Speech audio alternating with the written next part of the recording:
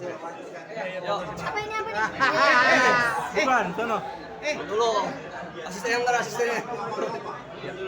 Ya. Ini mau wawancara. Iya. Iya, Bang. Ya, iyo. Yuk. Saya foto dulu, saya. Orang kali ini kok abang ini bukan. Saya foto dulu. Oh iya, bentar, Bang. Saya foto saya. Bentar. Enggak dapet gua. Satu, dua. Asal tekan sini. 3 2 1 lagi 3. Sini lagi. Nah, yuk. Yuk.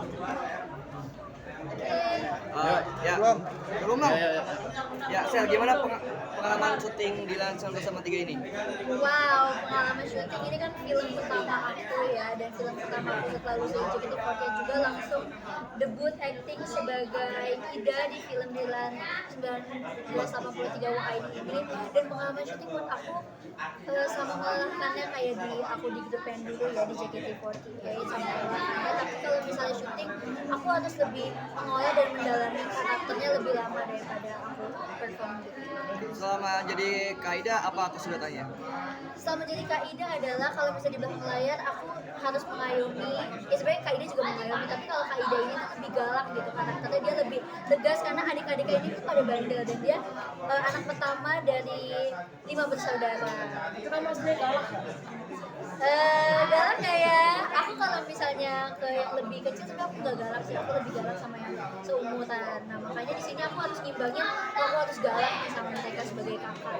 Ini kan film pertama kamu ada perasaan nervous dan deg-degan nggak ketika pertama kali hari syuting? Pasti, aku tuh pernah dengar apapun yang pertama kali itu pasti kita bodoh awalnya. Kayak pertama kali kita jalan, pertama kali kita bisa ngomong HIUEO, pertama kali bisa ngitung, itu pasti kita nggak langsung bisa. Jadi sampai aku karena aku pertama kali syuting, jadi aku juga nggak langsung jago dan bisa acting gitu. Tapi aku belajar. Jadi semua hal yang pertama menurut aku pasti ada bodohnya ya.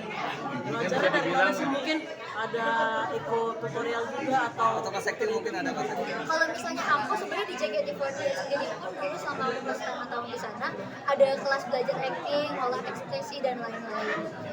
Ini kan beda usia ya, kamu banyak. Gimana sih cara membangun kamu biar klop gitu, biar kayak natural banget dinamis ini?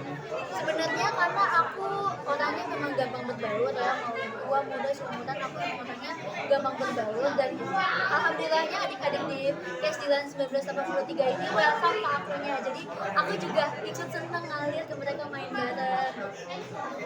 Kalau untuk komunikasi sendiri kan kadang-kadang anak kecil tidak ada yang disampaikan gitu kan. nah cara kontrol emosi juga gimana kan kadang Iya. Kadang kalau misalnya emang kontrol emosi biar nggak kelepasan gitu ya, aku juga biasanya ada dengerin lagu dulu atau biasanya aku di belakang layar aku suka nonton SpongeBob dulu biar nggak terlalu stres banget ya. Kadang bocil juga susah diatur, bisa kita bilang ayo yuk fokus dulu, kita hafalin ini dulu yuk.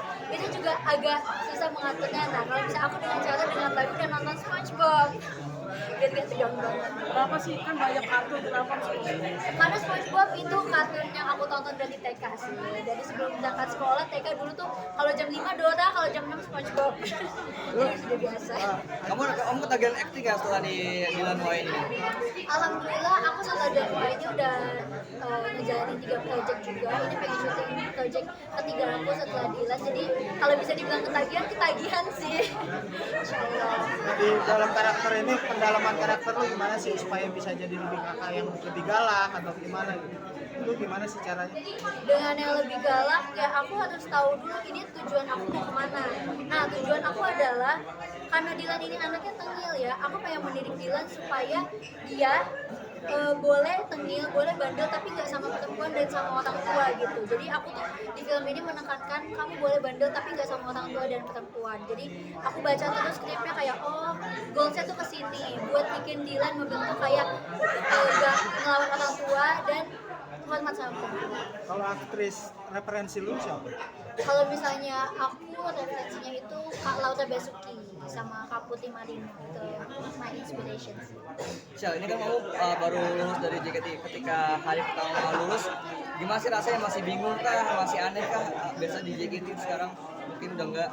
sebenarnya kalau misalnya untuk itu aku keluar JKT48 nggak mungkin dengan persiapan yang kosong gitu ya. Aku keluar JKT48 karena aku tahu ke depannya aku mau apa. Jadi saat nanti pertama aku lulus, aku nggak takut untuk memulai hal baru sih, karena itu udah aku persiapkan dari jauh-jauh hari. Jadi nggak ada ketakutan sih.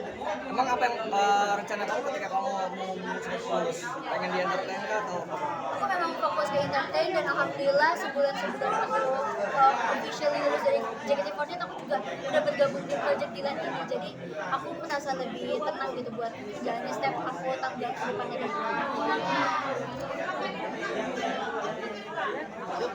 Terima kasih banyak.